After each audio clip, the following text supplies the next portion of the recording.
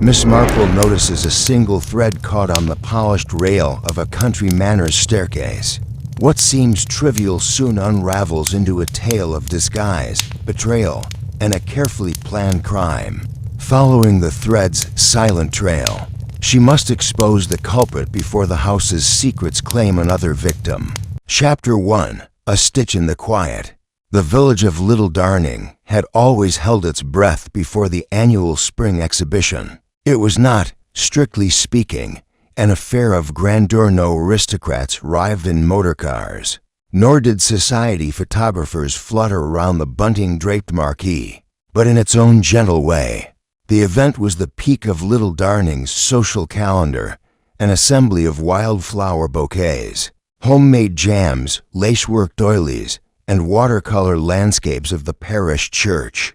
On the morning of the opening, the air was damp with dew and expectation. The vicar's wife, Mrs. Broomfield, had overseen the arrangement of tables under the marquee with military precision. Mr. Jennings, the retired schoolmaster, had already launched into a quiet tirade about the improper placement of the calligraphy entries. Beside the jams, aesthetically jarring, he murmured to no one in particular, and young Miss Felicity Vale, pride of the embroidery class, had taken her usual position at the far end, her display of threadwork arranged like a ceremonial altar. Miss Marple, seated slightly apart with her knitting basket beside her, watched it all unfold with her usual quiet attention. She made no entry herself. It would feel like cheating, dear, she had once told a friend, to compete in a village where one knows so many secrets.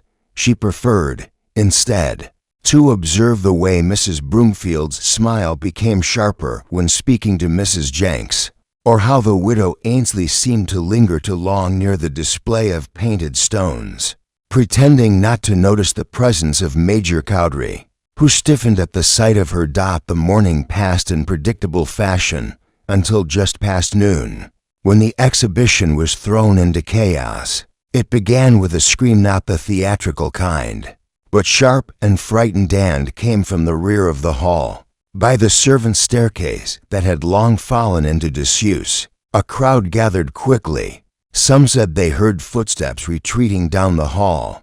Others swore they saw no one.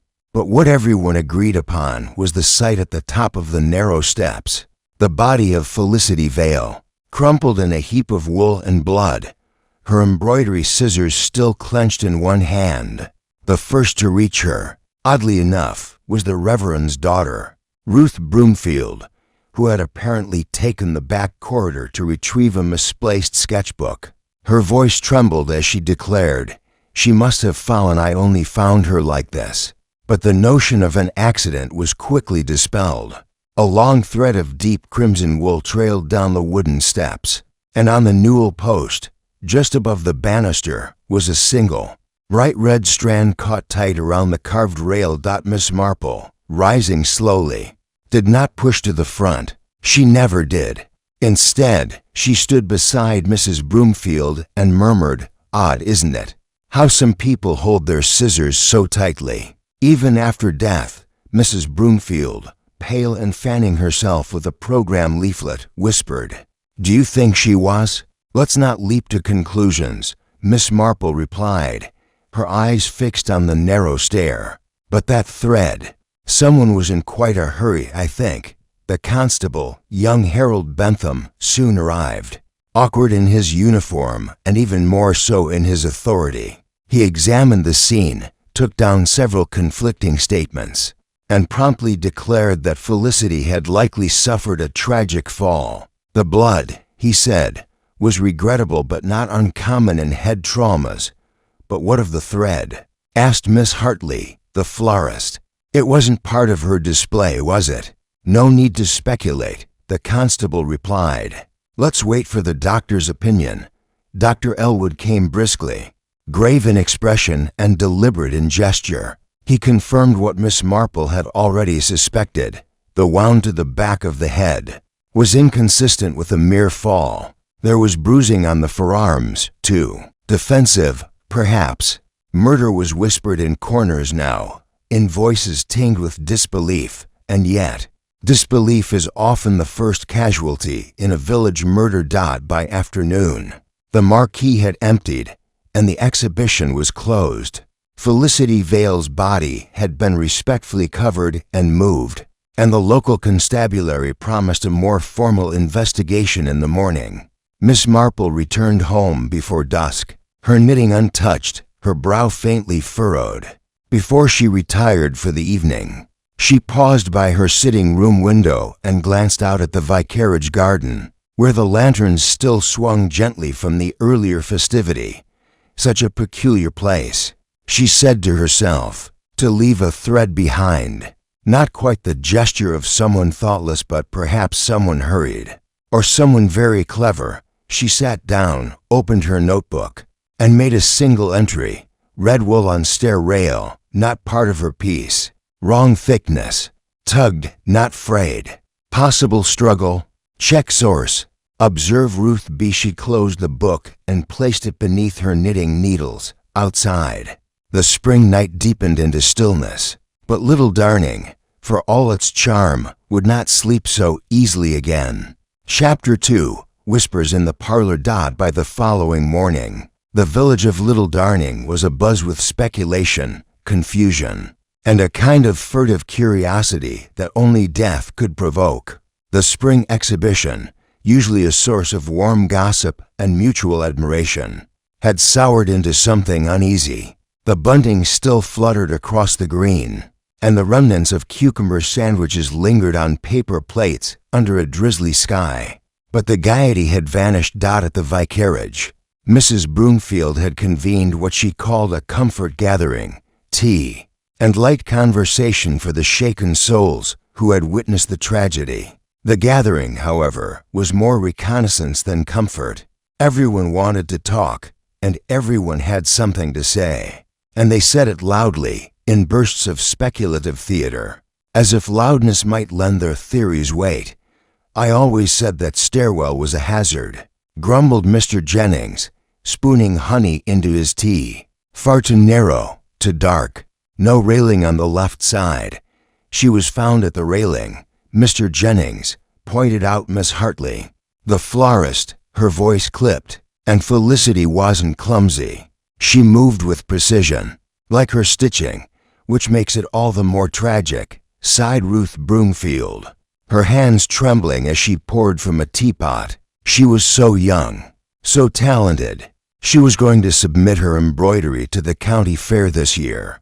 Miss Marple sat quietly in the corner armchair, her knitting basket beside her once more. Though her hands were still, she was observing the room, not the stitches. She watched the flickers of avoidance in Ruth's eyes, the way Mrs. Broomfield pressed her lips each time someone mentioned the scissors, and how Mr. Jennings' earlier bluster had dulled into forced disinterest. She was talented. Miss Marple echoed softly, but rather reserved, don't you think? One seldom saw her chatting at the grocer's or joining in the hymn circle. She preferred her own company, said Miss Hartley, always off to her little studio at the back of Rosehill Cottage. Not a snob, no, but quiet. She was engaged once, wasn't she? Asked Mrs. Broomfield, glancing sidelong toward Ruth. Ruth startled slightly. Yes, to that sketch artist, Jonathan Farr. He used to come round with his charcoal cases and do portraits by the lake. She ended it, I believe, quietly. Miss Marple tilted her head. Did he ever return to Little Darning? No, Ruth said too quickly, then corrected herself. I mean, not since last spring. He had an exhibition in Bath. I don't think they parted warmly. A pause passed, filled only by the soft clink of teacups and the subdued crackling of the fire. Then Mrs. Broomfield leaned forward. Do you suppose it was murder? Nobody answered directly. It was Miss Hartley who finally said, Dr. Elwood didn't seem to think it was accidental. And Felicity's scissors, those were her best pair, gold-handled. I remember them clearly from the embroidery fair. She wouldn't have taken those with her unless she was working on something special. Miss Marple's voice came gentle but pointed. And she wouldn't have used crimson wool, would she? Certainly not. Miss Hartley gasped. Felicity abhorred bold colors, said they made the fabric scream. She preferred soft pastels, moss green, buttercream, powder blue, but the thread on the stair was crimson, said Miss Marple. Heavy, too, almost like upholstery thread, offered Ruth, voice thin. We have some in the church storage, for repairing the kneeling cushions. Everyone turned to her. She flushed. Felicity sometimes borrowed from the parish stores. For practice, she added hastily, with permission. Of course, Miss Marple gave a small nod but said nothing. Later that afternoon, Constable Bentham returned to the scene, accompanied by Inspector Alec Cray, who had been summoned from Heathermere. Cray was a man of middle years with a sharp nose, clear eyes, and a quiet air of frustration. He was not fond of village theatrics, as he called them, nor of amateur sleuths, though he gave Miss Marple a polite nod when they crossed paths outside the post office. You were there when the body was found? He asked, flipping open a small notepad. No, said Miss Marple, hands folded on her umbrella. I arrived moments after, but I did observe the thread on the railing. Cray nodded, scribbled something. Strangulation? I don't believe so. More likely torn in haste. It was looped, not knotted, as if snagged during flight. Cray regarded her for a moment. You seem certain, not certain, Miss Marple corrected kindly. Just accustomed to watching how people behave when they think no one notices. Offered a faint smile and stepped aside. That evening, the postmistress, Elsie Trimble, shared a curious tidbit while weighing parcels behind the counter. Felicity sent a letter the day before she died, she said to Miss Marple. To Jonathan Farr. Miss Marple's eyes flicked upward. Oh, special post. Paid extra for speed. She looked agitated, I'd say. Didn't stop to chat, and she always used to say something about the weather. Miss Marple considered this. Did she say anything at all? Elsie hesitated. She said, it's too late, but I must, then handed over the envelope. That's all. What was the return address? Her own cottage, naturally, Rose Hill, and the letter went out before the exhibition. Morning of. First post. I put it through myself. Miss Marple walked slowly back to her cottage, her mind stirring gently with what she had learned. The letter to Jonathan Farr, the crimson thread, Ruth's pale expressions, and 2 swift answers. The way the village responded with more curiosity than sorrow. She spent the evening reviewing the register of past exhibition entries quietly kept in the church archives and compiled yearly by the vicar's wife. Felicity Vale's name appeared consistently in the embroidery category for consecutive years. But last year, something unusual had happened. Felicity had not entered. And that, Miss Marple mused, was not like her at all. Chapter 3. The pattern beneath the surface. The next morning arrived with a soft drizzle, the kind that misted the village in fine silver and clung to hedges like a whispered secret. Miss Marple, as was her custom, took her breakfast with the wireless on low, a slice of brown bread with marmalade in hand, and her eyes trained not on the news, but the faint condensation forming on the parlor window. It reminded her, curiously, of something, though she could not yet say what.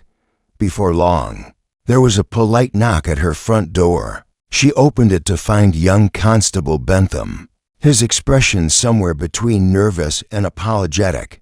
Sorry to bother, Miss Marple, he began, removing his cap. Inspector Cray asked if you might come by the hall after midday. He's got some questions. Said you've been observant. Miss Marple smiled warmly. That's kind of him to say. I should be delighted. After all, it wouldn't do to let poor Felicity be dismissed too quickly. Miss Marple arrived at the hall promptly at noon. The air inside was stale with damp wood and furniture polish. Inspector Cray stood at the hearth, examining a box of belongings recently brought in from Rose Hill Cottage. We've been through her things, he said without preamble. Sketches, notebooks, Thread boxes. Nothing unusual. Did you find her embroidery from this year's exhibition? Miss Marple asked gently, stepping closer. Cray gestured to a canvas square on the table. It was floral, as expected, but stark in its contrast, a dark red lily against a near black background. Not at all like Felicity's previous works, which leaned toward the pale and delicate. The stitches were sharp, almost aggressive, and the frame had been left unfinished. Not quite her usual tone, is it? Cray observed. No, Miss Marple said, tracing a finger lightly along the edge of the linen. Rather angry, defensive. I wonder if she meant it as a message. Cray folded his arms. You think she was in some sort of danger? I think she saw something she shouldn't have, said Miss Marple. Or perhaps someone saw something in her. The inspector raised an eyebrow. You've heard of the letter?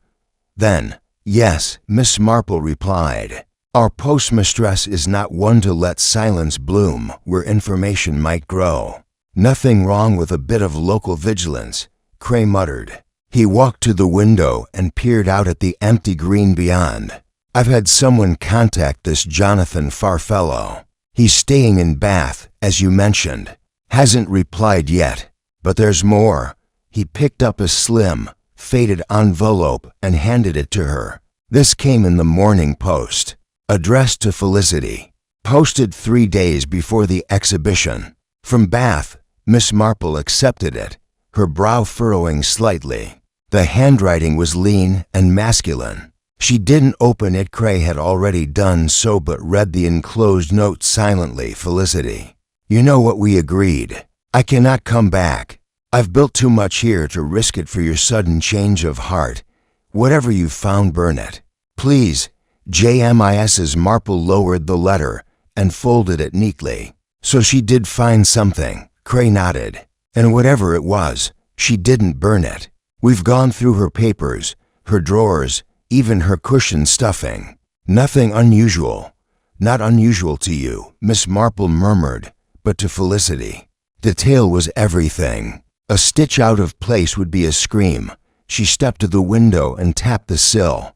I should like to visit Rosehill Cottage. Cray hesitated. You're not an officer of the law, Miss Marple. Indeed not, she said, which is why I might notice what your officers overlook.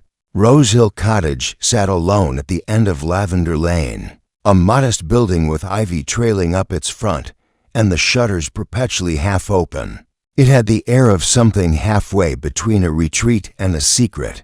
Miss Marple was let in by Mrs. Jenks, who had volunteered to oversee the cleaning now that the property was under police seal. Not touched a thing, I swear it, Mrs. Jenks assured her. Felicity kept it tidy. A place for everything, you know. Miss Marple offered a thin smile and stepped inside. The cottage smelled faintly of rose, soap, and wool. She passed through the small sitting room, into a narrow hallway where the light dimmed, and entered the embroidery studio at the back. It was a quiet space, half shrine, half workshop. Shelves of thread boxes lined the wall, organized by hue. Sketches of floral patterns were pinned above the desk, some labeled with tiny numbers. One corner had been left blank, as though something had been recently removed.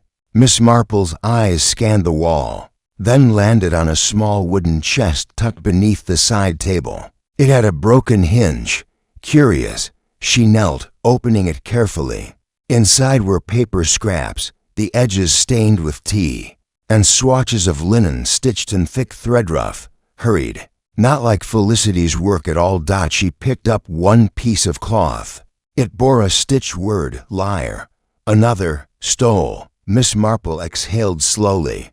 Not embroidery for art, embroidery for accusation. Behind her, Mrs. Jenks gasped. I didn't know she was angry, Miss Marple. Oh, poor girl. She was frightened, Miss Marple corrected gently, and trying to leave a record in the only language she trusted. She looked up toward the empty pinboard. What did she remove before the exhibition? Mrs. Jenks blinked. She took a frame from there on Friday, I think. Told me not to dust anything near the desk. Said she'd sorted it. And what became of the frame? Why, it must have been the one she meant to show at the exhibition. Miss Marple rose. The one with the red lily, and yet something still nagged at her. The thread. The thick crimson wool found on the staircase. She turned slowly. Mrs. Jenks. Where did Felicity keep her upholstery threads? Mrs. Jenks gestured vaguely toward the upper shelves. Second cupboard, right side.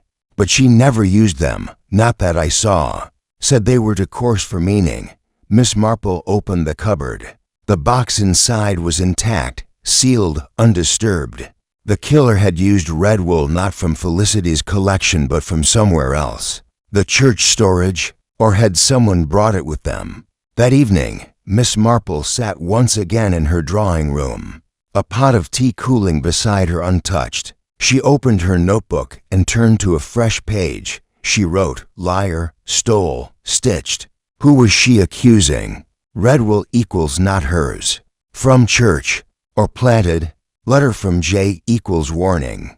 What did she refuse to burn? And then, lower down, in smaller script, frame she entered an exhibition equals message. Red lily. She looked up at the window, where the drizzle had stopped and the sky had turned pale lavender. The village slept fitfully, its heart beating now to the rhythm of doubt.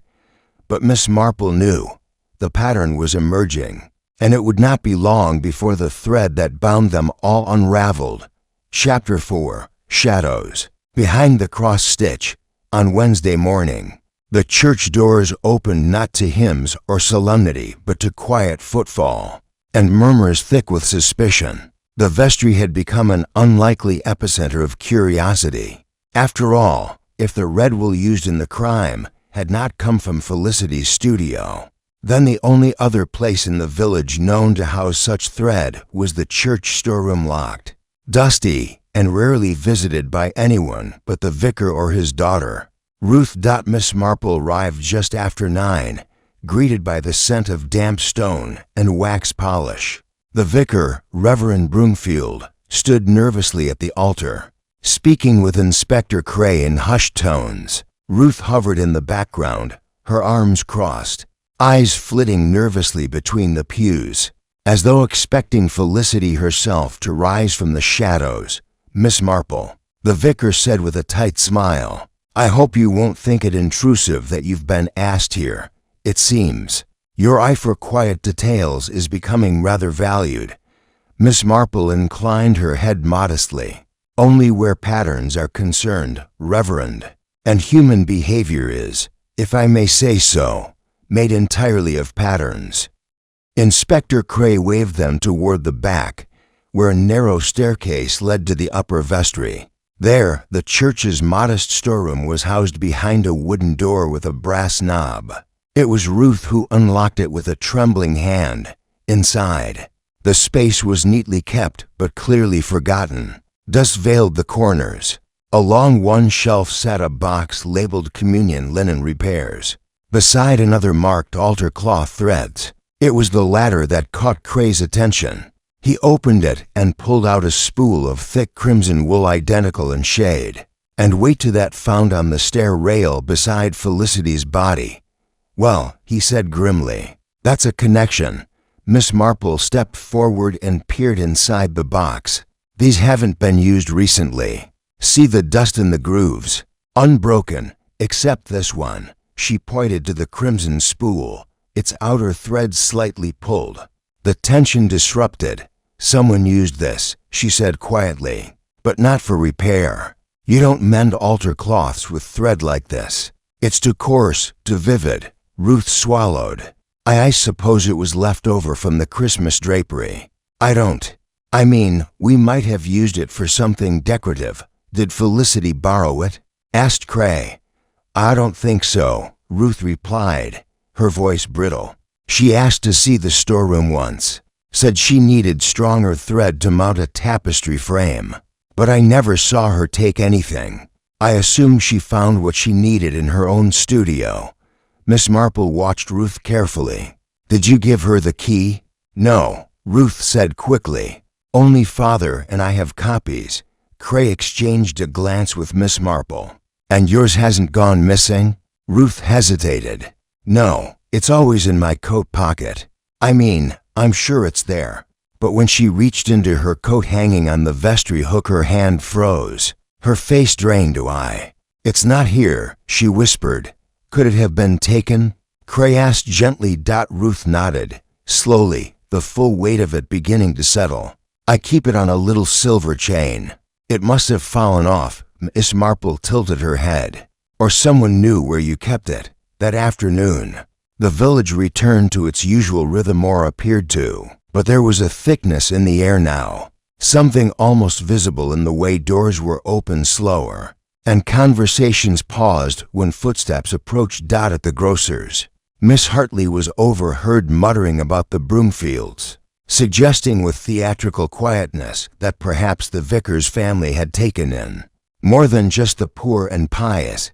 At the same time, Mrs. Jenks confided to her neighbor that she'd seen Major Cowdery lingering suspiciously near Rosehill Cottage, not long before the exhibition, just standing there, like he was waiting for someone, she whispered. Not like him at all. He's usually at the club by tea time. Meanwhile, Miss Marple, never one to underestimate a breadcrumb, made her way to Major Cowdery's residence, a prim and overgrown property at the edge of the village, where the garden seemed to be at war with its own symmetry. The Major, a retired officer with a penchant for chess and port, opened the door with a scowl that melted only slightly when he saw her. Miss Marple, what a surprise.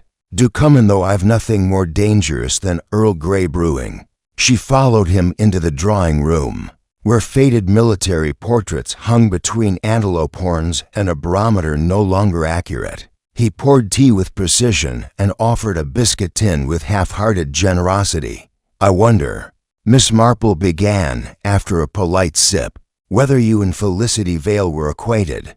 The Major cleared his throat. In passing, village events, charity drives, that sort of thing. She wasn't one for conversation. And yet you were seen near her cottage last Friday evening. He stiffened. I was on a walk.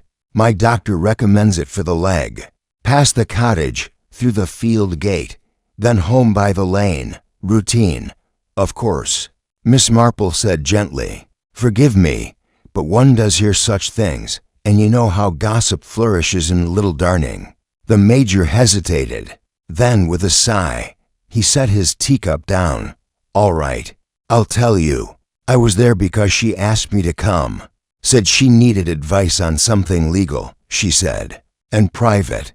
I was surprised, to be honest. What did she show you? A notebook, he said. A log of sorts. She had written down the details of several incidents, little things, misdirected donations, odd expenses through the parish fund. She believed someone was misusing church money. It upset her. Miss Marple sat back, a soft frown forming. Did she name anyone? No, only hints. Someone trusted, she said. And she said if anything happened to her, someone needed to know. She wanted to decide whether to go public. And what did you advise?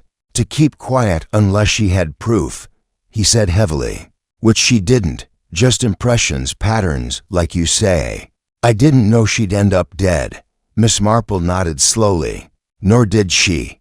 But I wonder if someone else feared she might. That night, the village green was quiet. Rain had softened the earth, and the lanterns from the exhibition had been taken down, leaving behind empty poles like forgotten sentinels. Miss Marple sat once again with her notebook, the pages nearly full. Felicity suspected misappropriation of funds linked to church. Asked Major Cowdery for help Friday night. Letter to Jay warned of danger. He refused involvement. Thread used in murder came from vestry access via stolen key. Ruth's reactions nervous, contradictory, but scared, not guilty. She tapped her pencil thoughtfully against the edge of the page. A shape was beginning to form, the kind seen only when one stepped back from the embroidery frame. From up close, the threads were chaos. From a distance, meaning began to surface. But what Miss Marple needed now was not another thread. She needed the needle that bound them all. Chapter 5. The Knot in the Tapestry. Thursday dawned cool and bright, a rare clarity after days of damp uncertainty. The sunlight broke across the village like a new layer of paint fresh, but unable to conceal the cracks beneath. News had spread quickly of the discovery in the church vestry, the red thread, the missing key, Ruth's shaken reaction. And though Inspector Cray had cautioned against speculation, little Darning was already whispering in corners, filling gaps with suppositions and memories half-formed. Miss Marple, meanwhile, made her way through the high street at her usual pace, pausing to greet familiar faces with her customary politeness. Behind her gloved hands and gentle smiles, her mind worked with quiet intensity, sorting impressions as one would spools of tangled thread. She turned down Ashbridge Lane, past the baker's and the stone fountain that marked the oldest part of the village, and arrived at the modest bungalow of Dr. Elwood. The physician answered the door in his dressing gown, spectacles perched low on his nose. "Miss Marple," he said with mild surprise. "Not in need of my services, I hope." "Not for myself, thank you," she replied warmly, "but I hoped you might spare a moment. About Felicity Vale." He stepped aside and motioned her in. The drawing room was neat but lived in, with medical texts scattered across the coffee table and a tea tray from breakfast, still waiting to be cleared. "I've already given my report to Inspector Cray," Dr. Elwood said as he sat.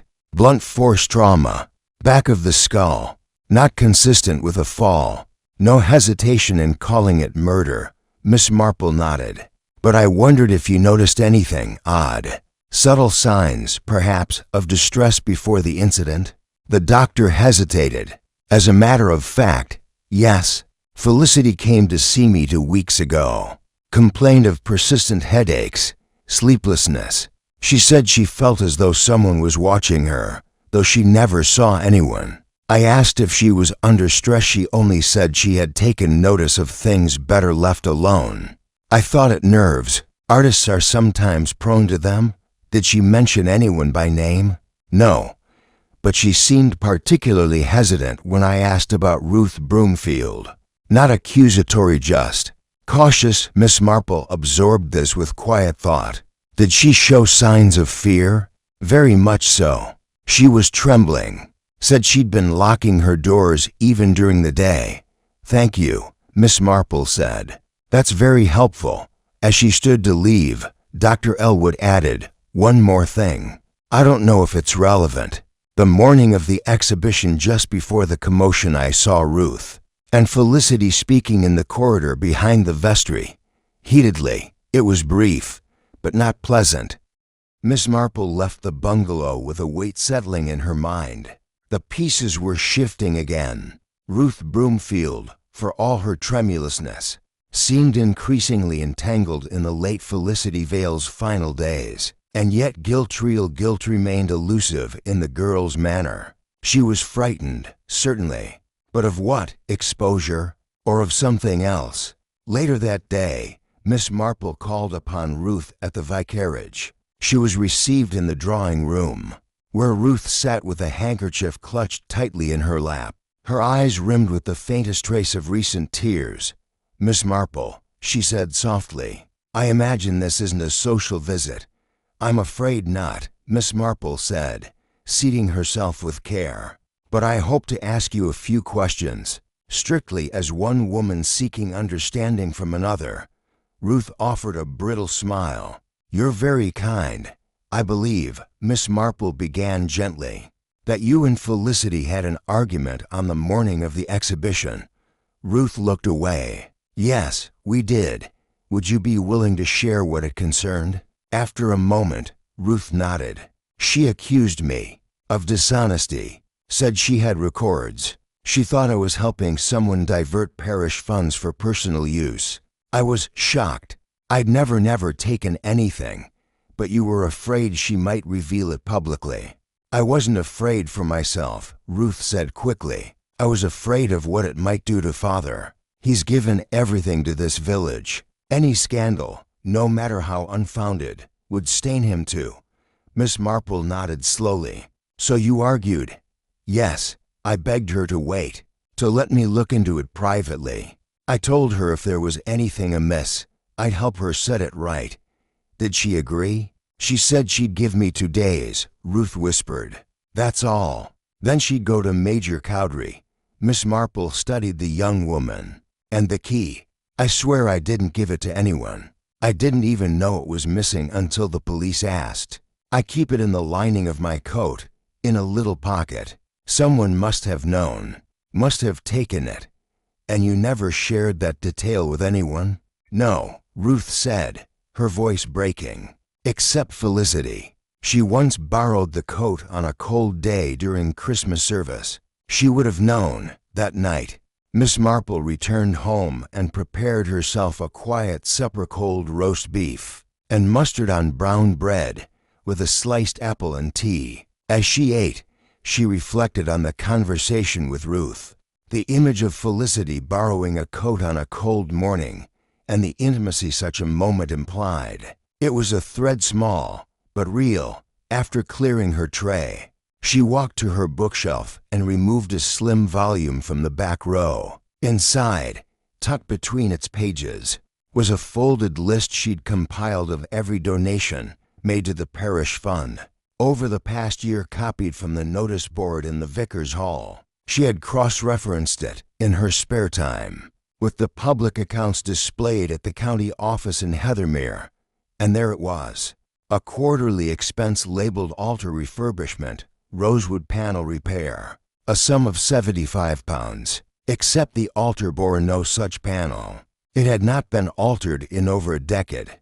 She made another note, false parish expense, fabricated by someone with administrative access, only possible via Ruth, or someone using Ruth, the vicar. Unlikely, but someone close. The pieces were realigning again. Later that night, as the village settled into uneasy silence, Miss Marple was startled by a soft knock at her door. She opened it to find Mrs. Broomfield standing on the threshold, her face pale and drawn. I know it's late, the vicar's wife said, but may I come in? Of course, inside, with her coat still wrapped tightly about her shoulders. Mrs. Broomfield sat trembling in the armchair, clutching her handbag like a shield. It's about my daughter, she began, eyes darting nervously. And what she hasn't told you. Miss Marple waited, silent and still. She's not wrong to protect her father, Mrs. Broomfield continued. But it wasn't him who falsified the records. Then who? Mrs. Broomfield's hands twisted the fabric of her gloves. Our curate, Mr. Leyland. He approached Ruth with concerns, fabricated ones. I now see to gain her trust. Then he began managing portions of the parish fund. Said it was for tax efficiency. Ruth signed the forms. She didn't know. But Felicity found out. Miss Marple sat forward. Did Ruth tell you this? She didn't have to, Mrs. Broomfield whispered. I found the letters. Leyland wrote them to her, manipulating her. And I'm frightened, Miss Marple. Frightened that Felicity confronted him. That he panicked. Miss Marple's expression did not change, but her fingers tightened slightly on her teacup. Where's Mr. Leyland now? He left yesterday morning, said Mrs. Broomfield. Said he had business in Exeter. I don't believe that at all. Miss Marple rose, walked to her writing desk, and retrieved her notebook. The final clue, it seemed, was no longer hidden in the stitching. It had simply walked out the door. Chapter 6. The man who disappeared at dawn. By Friday morning, the mood in Little Darning had shifted from anxious speculation to something darker, an awareness, like the cooling of ash after a fire, that the pleasant order of their village was quietly unraveling. News of Mr. Leyland's abrupt departure spread fast, carried not by the newspaper or the constabulary, but through murmurs in the grocer's, pauses at the post office, and half-finished cups of tea left cold in kitchen. Parlours. Miss Marple, never one to dismiss a meaningful absence, walked with measured purpose that morning to the police station. Inspector Cray had set up temporary office space in the meeting hall near the green, and his presence there had given an air of importance to a building typically used for knitting, circles, and Sunday debates about village signage. Cray looked up from a pile of correspondence as Miss Marple entered. "Miss Marple," he said warily, "let me guess. You've come with more than knitting patterns." "I believe," she said calmly, "that Mr. Leyland's disappearance may be more than a coincidence." Cray narrowed his eyes. "You think he's responsible?" "I think he was the only person with both motive and access. He manipulated Ruth Broomfield into signing financial forms. He likely knew about the location of the vestry key, perhaps even saw it on Ruth at some point. And most importantly, Felicity confronted him." Cray leaned back, fingers tapping the desk. "She had no proof, not the kind a solicitor might value," Miss Marple allowed, "but enough to stir guilt in a man who relied on invisibility. Felicity stitched her truths. I believe Leyland discovered them, perhaps even overheard her sharing her suspicions with Major Cowdery. That embroidery of the red lily, it wasn't just artistic rebellion. It was symbolic, a warning." Cray considered this. "The thread. It matches the wool found in the vestry, and only someone trusted could have moved freely in and out." "Exactly," said Miss Marple. "And I suspect he used Ruth's key without her knowledge. He had access to her coat at the vicarage. The rest, sadly, followed. But why kill her if she had no real proof? Because people like Leyland don't wait for storms to pass." Miss Marple said softly. "They silence the weather." Cray sighed. "We've put out an alert. No sign of him at Exeter, though that's where he claimed to be going. I have a man contacting every parish in the surrounding counties." Miss Marple nodded. "I should like to see Felicity's cottage again." "With your permission." Cray gestured with an open palm. "As ever, Miss Marple, I've learned not to get in your way." Rosehill Cottage had not changed in its outward appearance. The roses still clung bravely to the lattice, though a few petals had browned at the edges. But inside, Miss Marple moved with new intention. She returned to the embroidery studio. The light fell across the work table in thin, golden bars. The frame of the red lily still rested on its stand, unfinished. But Miss Marple noticed something curious now beneath the frame. A shallow drawer built into the table. It had no handle, no keyhole. One had to know it was there. She pressed her fingers underneath, found the seam, and slid it open. Inside lay a small, cloth-bound booklet. The stitching along the edges was Felicity's.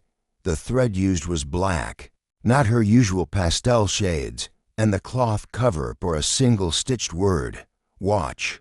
Miss Marple opened it. Each page contained meticulous entries, not numbers or lists, but descriptions, dates, places, names, impressions, observations of the vicarage, of Mr. Leyland's comings and goings, of times Ruth had signed envelopes under his instruction, hints of strange meetings after dusk, unfamiliar handwriting in the donation ledger, discrepancies in receipts, and toward the back, March 12th, Leyland entered the vestry alone, said he needed to fix hymnals, left an hour later with nothing in hand, looked afraid, almost ran. March 22nd, overheard him speaking to someone behind the vicarage, couldn't see who, mentioned undoing the girl's good intentions. March 27th, key to vestry missing from Ruth's coat. She hasn't noticed yet. March 30th, I must do something. He knows I've seen too much. Miss Marple's fingers paused. She closed the book gently, holding it in her lap. This was the proof Felicity never lived to deliver.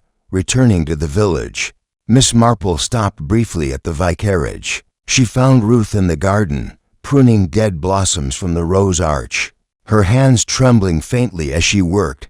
"Miss Marple," she said with forced cheer, "I'm afraid our roses have turned against the season."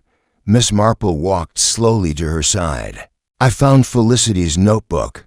Ruth froze, shears midair, She left a record of what she'd seen, of what you never meant to become part of. Tears rose in Ruth's eyes. "I didn't know," she whispered. "I swear it. I just signed what he asked. He said it was routine. Church finances always seemed so, beyond me. And Father trusted him." Miss Marple laid a hand on her arm. "You were manipulated, my dear. That's not the same as complicit. But the truth always asks for courage." Ruth nodded slowly, the tension slowly draining from her posture. "I'll speak to Inspector Cray," she said. "He needs to know." That evening, a telegram arrived at the station. Inspector Cray summoned Miss Marple at once. "It's from a vicar in Durham," he said. Leyland's name was recognized. He attempted to take a temporary post at a rural parish under a false surname. Fortunately, the clerk became suspicious. "He's been taken into custody." Miss Marple exhaled. "Did he say anything?" Cray nodded. "He confessed to confronting Felicity in the stair corridor. Said she threatened to go public that very afternoon. He claimed he only meant to frighten her. But she panicked. They struggled. She fell." Miss Marple shook her head slowly. "But he brought the wool. He planned something. He chose a symbolic place, the rear stairwell, the forgotten steps behind the village's most sacred space." Cray looked at her for a long moment. "Do you think he regrets it?" She met his gaze evenly. "People like Mr. Leyland regret exposure, not harm." That night, Miss Marple sat once more in her parlor. The storm had passed. Outside, the village lights dimmed one by one, leaving behind the hush of reflection. She opened her notebook and penned the final entry. "Murder is seldom about violence alone. Often, it is the quiet rot of fear and secrecy, the kind that grows behind altar cloths and lace hems." Felicity Vale did not live long enough to speak her truth, but she stitched it into the world, and it held. She closed the book gently and folded her hands. The pattern had emerged, and this time, the thread had held firm to the very end. Chapter 7. What the water didn't wash away. Saturday arrived with a softened light, as though the village itself were trying to mend. The morning air was still, cool, scented with turned earth, and the faint perfume of dying daffodils. Curtains fluttered in windows left ajar, and for the first time in a week, the bells of St. Mildred's rang out, not in mourning or ceremony, but in their usual soft chime of hours marked, and life resumed. But for Miss Marple, things had not quite settled. She had slept less soundly than usual, her thoughts stirred by a quiet, discomforted detail unresolved, something that had nestled into the folds of her memory like a burr caught in wool. Though Mr. Leyland's confession had seemed full enough, and Ruth's complicity absolved by her own transparency, the scene kept returning to her. Felicity, collapsed on the narrow back stair, bloodied scissors still in hand, red thread snared on the banister like an accusation. What troubled her was not the act, it was the precision of it. The thread, the staircase, the timing. Miss Marple, after all, did not believe in convenient symbolism. After breakfast, she walked slowly to Rosehill Cottage, this time not as an investigator, but as a listener. The air around the cottage still held a hush, as if waiting to exhale now that Felicity's absence had been acknowledged by the village as something permanent. Mrs. Jenks was in the garden when Miss Marple arrived. Clipping back the wisteria, she gave a solemn nod as she opened the gate. "I've begun clearing the sitting room," she said softly. "Seems cruel to do it so soon, but the estate office won't wait forever." Miss Marple stepped inside. "Would you mind terribly if I sat in her embroidery room for a little while?" "Course not, Miss Marple," Mrs. Jenks said, wiping her hands on her apron. "She'd have wanted you to." Inside, the small studio had remained mostly untouched. The red lily still sat in its frame, ominous now, almost proud. The pinned sketches above the desk had begun to curl slightly at the edges from sun and neglect. Miss Marple sat quietly, letting the space breathe around her. She studied the sketch pinned above the red lily. Not just any floral pattern, it was the same lily depicted in a carved motif. At the end of the vicarage pews, she had seen it during a funeral 3 years ago, a crimson stylized bloom inlaid with dark wood, replicated on every other bench. The design was old Victorian, perhaps, but peculiar in its abstraction. She stood and walked to the desk again, her fingers brushing over a small stack of fabric swatches. Beneath them, something stiff, a folded sheet of tracing paper, yellowed slightly. She opened it. It was a drawing, precise and labeled, a diagram of the church's floor plan. Not the full building, but the vestry and back corridor. With the servants' stair drawn in heavier ink, a narrow X had been marked just beside the stair rail. Beneath it, in Felicity's delicate handwriting, they used the old cupboard. Hollow panel. Something moved last Sunday. Miss Marple blinked. The cupboard. She recalled it now, the carved unit beside the stairwell landing. No one ever used it anymore. Once, perhaps, it had held hymnals. Now, it was mostly ignored. She tucked the tracing into her handbag and walked briskly to the church. Inside St. Mildred's, the air was cool and still. The candles had not yet been lit.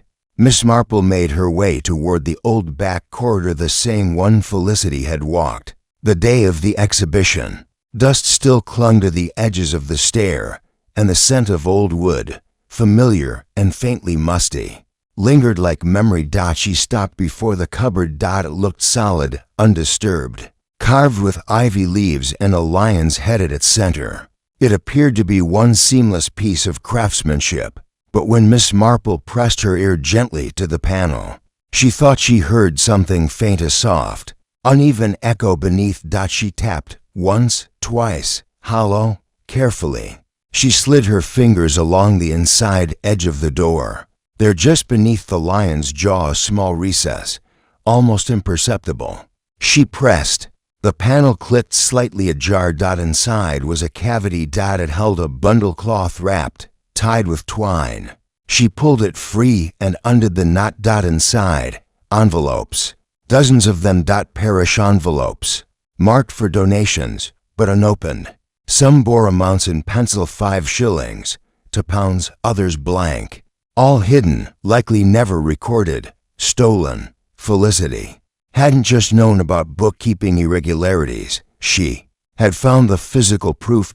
Miss Marple sat down slowly on the stair and exhaled. Leyland hadn't confessed to hiding the envelopes. Had he forgotten? Or had someone else done this part? By early afternoon, she was back in Inspector Cray's office. The bundle of envelopes laid out before them both. Cray stared at them, grim. "We didn't find these in Leyland's lodgings." "No," said Miss Marple, "because I don't believe he placed them there." Cray frowned. "Then who did?" Miss Marple's eyes narrowed gently. Who would have known about a hollow cupboard built into a corridor, used by servants in the last century? Someone raised here. Someone who noticed every detail of the church because they lived in its walls. Cray stared. "Ruth, no," Miss Marple said quietly. "The vicar." Cray leaned back, but he seemed shocked by the accusations, confused.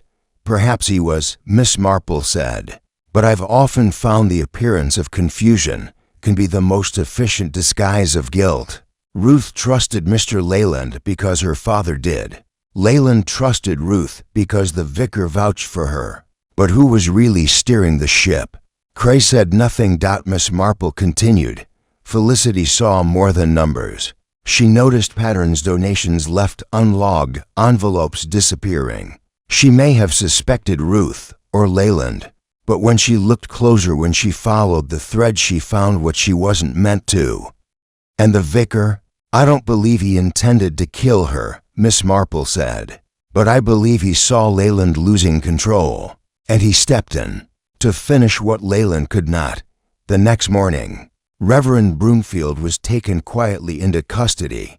He did not protest. He simply looked at Inspector Cray with something between weariness and shame and said, "I only wanted to protect the parish. The money, Was meant for God's work. Felicity Vale, Cray replied, was doing God's work. Miss Marple, standing once more before Rosehill Cottage, watched the sun trace the windows with morning gold. A police car rolled gently down the lane in the distance. Mrs. Jenks approached her from the garden. "It's over, then." "Yes," Miss Marple said. "In the way these things ever are." She turned her eyes to the climbing wisteria. "You know, Mrs. Jenks, sometimes a flower means more than beauty. Sometimes it is memory, or resistance, or warning." Mrs. Jenks nodded. "And sometimes it's all three." They stood there, side by side, as the wind moved softly through the quiet village where secrets had bloomed in silence, and one woman's needle had drawn them, at last, into the light. Chapter 8. Embers beneath the embroidery. Sunday brought a strange hush to Little Darning. Church bells rang as always, but with fewer steps echoing toward the pews. The village green remained empty, the post office shutters drawn, and even the birdsong seemed quieter, as if the very landscape mourned the truth unearthed in its soil. Reverend Broomfield's arrest had shaken more than parish schedules. It had stirred something older and unease, not about a single man's guilt, but about how long the village had chosen not to look too closely. People had trusted the vicar. They had invited him into their griefs, their marriages, their daily rhythms, and now they were left with the aftertaste of betrayal. Miss Marple, however, moved through the morning with a curious calm. Her hands were steady as she tied the bow on her straw hat, her steps light as she walked toward the vicarage, not with intent to question, but to comfort. Ruth Broomfield had not been seen since her father's arrest, and Miss Marple knew too well that justice often left the innocent tangled in its fringe. She found Ruth in the garden, seated on the low stone bench beside the sundial. The rose arch overhead bloomed with full pinks and reds now, untouched by pruning. Ruth sat still, hands clasped in her lap, the silence in her posture as loud as any cry. "I thought he was the best man I'd ever known," Ruth said softly, before Miss Marple could speak. "I thought that faith could make a person immune to weakness." Miss Marple sat beside her, folding her gloved hands. "Faith," she said gently, "is not armor against temptation. Sometimes it only sharpens the conflict inside." Ruth stared at the sundial. "Do you think I knew, somewhere deep down?" "I think," Miss Marple said, "you saw a version of your father he worked very hard to maintain. And like all children, regardless of age, you believed what you were shown. That's not blindness, my dear. That's love." Ruth blinked, but didn't speak. Miss Marple continued, "Felicity tried to protect you. You know, her notes, her warnings, they were stitched not just with outrage, but with care. She knew it would hurt, but she chose the truth." "I hated her," Ruth whispered. "For a moment, I truly hated her." Miss Marple placed a hand gently on Ruth's. "Hate is the ember left behind by shock. Let it cool, then build something honest from its ashes." That afternoon, Miss Marple visited the exhibition tent one last time. It had been left standing by the parish committee. Perhaps no one had yet found the will to take it down. Inside, the displays remained, the jam jars clouded with time, the painted pebbles dusty, the calligraphy entries curling at the edges, and at the far end still stood Felicity's embroidery frame, the red lily. Miss Marple approached it slowly, letting her eyes trace the fierce stitchwork, each petal precise and pointed. But something struck her now that hadn't before: the shape of the background pattern behind the lily. Dark thread against darker linen, almost invisible unless caught at the right angle. It wasn't just abstract shading. It was a shape, a cross, not the religious symbol, but a literal cross-stitch X pattern, repeated and tightened at the center. The kind used in old monograms. Miss Marple leaned in. There, hidden among the threadwork, she saw it. The faint outline of 3 stitched initials. RBM, not Felicity's, not Ruth's, but Reverend Broomfield's full name. Robert Benjamin Michael. Broomfield. Felicity had left her final accusation not in speech nor in ink, but embroidered in the background of her masterpiece, silent, unassuming, permanent. Not just a warning, a signature, a legacy of truth for anyone willing to look closely enough. Miss Marple stood quietly for a long moment. Then she smiled, very faintly. By Monday, the village had begun the slow process of repair. The vestry was reopened under temporary supervision, a new curate brought in from Shropshire. The vicarage would soon be closed until further notice. Rumors slowed into whispers, and whispers into silence. Ruth had decided to leave Little Darning for a time, at least. She would stay with a cousin in Somerset, away from the echo of bells and the smell of the old wood floors she had grown up with. Miss Marple saw her off at the station, offering a small parcel of lemon biscuits and a hug that said more than words ever could. "Will they forgive him?" Ruth asked quietly, just before boarding. Miss Marple paused. "Some will, some never will, but perhaps over time. They'll remember him as he truly was, both the comfort he gave and the harm he hid." Ruth nodded. "And Felicity? She will be remembered," said Miss Marple, as the woman who refused to let silence win. That evening, back in her parlor, Miss Marple resumed her knitting. The fire crackled gently in the grate, and a new pattern took shape in her lap. Soft blue thread this time, calm, forgiving. She thought of Felicity Vale's careful hands, her courage, and the bright red thread that had seemed like a snare but had, in the end, been a signal.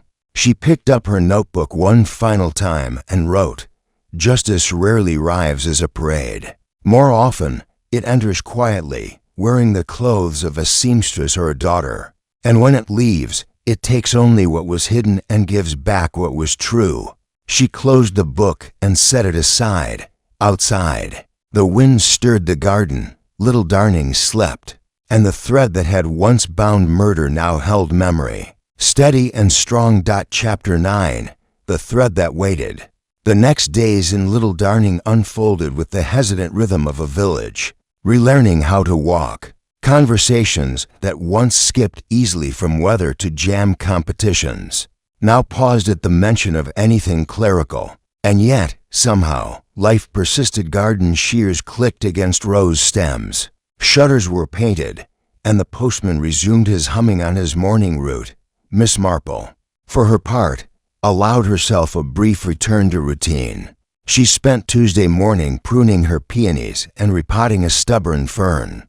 But there remained a pull at her thoughts, not quite a worry, nor an unfinished task, but rather the faint itch of something unresolved. The major threads had been tied, yes, but she had learned that in matters of murder, it was often the smallest stitch that unraveled the deepest meaning. And then, on Wednesday morning, she received a letter. It came without ceremony, left in her letterbox in a plain brown envelope. No return address. The handwriting was careful, blocky. She opened it at her kitchen table, teacup warm in her hand. Inside was a single page. "Dear Miss Marple, I've debated whether to send this. In the end, I think you already know, but perhaps no one else should. My father did terrible things. I believe that now. But what no one has discovered, and what I hope stays buried, is that I did, too, not the murder. I didn't kill Felicity, but I found the envelopes before she did. I found the hollow panel a year ago. I kept quiet. I told myself it was a misunderstanding. Later, when I realized the truth, I said nothing. I burned the first letter she gave me. I feared scandal and shame, and I let her walk into danger alone. I live with that now, and though you may not say it aloud, I think you knew. Thank you for your silence, and for your eyes. R.B. Miss Marple read it through twice, then folded it carefully and placed it in her drawer beside the gardening scissors. It confirmed what she had long suspected, that guilt is rarely tidy, and innocence never complete. Ruth Broomfield had not wielded the thread that killed Felicity, but she had, in her own way, helped weave the pattern of silence. And yet, even this, Miss Marple knew, was not unusual. Most people did not murder out of malice. They murdered out of fear, but far more often, they allowed murder out of fear as well. That afternoon, she visited Rose Hill Cottage one final time before the property was turned over to the estate agents. The key had been left with her, and the solicitor had politely agreed that Miss Marple should have access to collect any sentimental effects. She stepped into the stillness. The sun had turned westward, casting a warm amber wash across the floorboards. Dust floated through the room like whispers. The embroidery frame had been removed, the wall sketches packed away. Only the faint indentation of Felicity's chair remained near the window.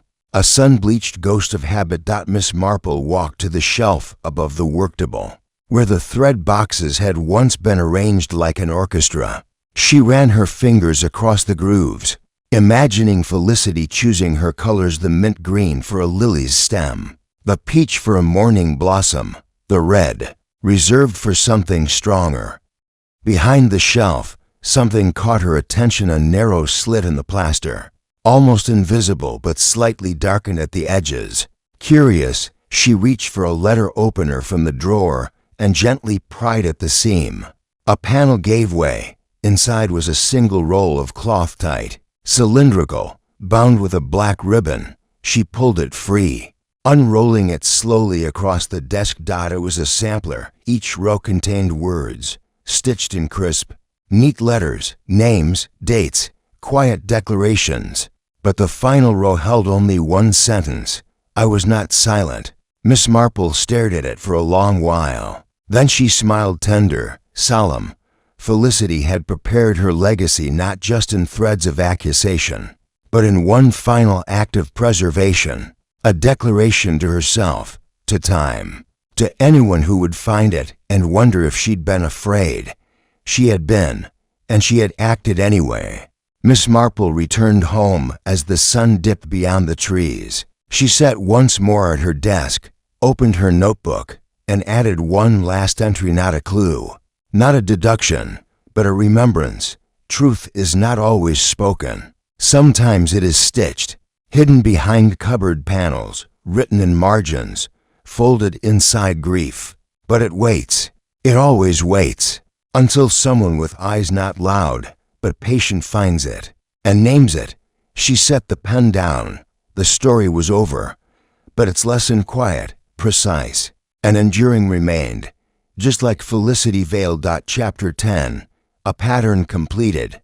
The following Sunday, the village of Little Darning gathered for a quiet service led by a visiting curate from the diocese. The pews were fuller than expected. Some came out of habit, others out of guilt, and a few, though they would never admit it, for closure. The vicarage stood shuttered, its curtains drawn, while the old rectory bell rang with a somber steadiness that seemed to say, "Something has ended, and something else must now begin." Miss Marple sat in the third pew, as she always had, gloved hands resting gently in her lap. Around her, villagers offered nods, some grateful, some uncertain. Miss Hartley had brought white carnations, Mrs. Jenks wore black, and young Constable Bentham stood in the aisle, stiffer than usual, aware that behind every hymn was a story that would not be written in the parish bulletin. After the service, the villagers lingered longer than usual outside the churchyard. Conversation was tentative, more thoughtful. No one mentioned the vicar. No one had to. The silence around his absence was thick enough. Miss Marple strolled slowly down the path and paused by the side garden where, earlier that year, Felicity Vale had sketched the first design for her red lily. The roses near the stone bench were in bloom again, delicate and deliberate, as though each petal knew how to carry a secret. A soft voice broke her reverie. She was braver than any of us. Miss Marple turned. Ruth Broomfield stood beside her, pale but composed, a traveling bag at her side. "I'm going to Somerset for a while," she said. "Not to escape, just to think, to learn what kind of woman I am without him. Miss Marple gave a small smile. "You've already begun." They stood in silence for a few moments. "I still think of her," Ruth added. "In flashes. Her silence, her calmness. I used to think she was timid, but she was simply watching." Miss Marple nodded. "People often mistake quiet for weakness, but Felicity was never weak. She trusted what she saw, and she acted, even when she knew no one might believe her." Ruth glanced back toward the church. Did she know it would cost her? "I think," Miss Marple said, "she knew it might. But for people like her, the truth isn't a matter of safety. It's a matter of honor." Ruth inhaled, eyes glistening, then picked up her bag. "Thank you for seeing it through." Miss Marple touched her arm gently. "Go gently, and remember stitch by stitch. All patterns are mended." Ruth smiled faintly, nodded, and walked down the path alone. Miss Marple remained. She looked up at the stone cross atop the church, then down at the earth, rich with rain and memory. Somewhere beneath it, threads had been laid bare, some broken, some tied, but in the end, they had all been woven into something true.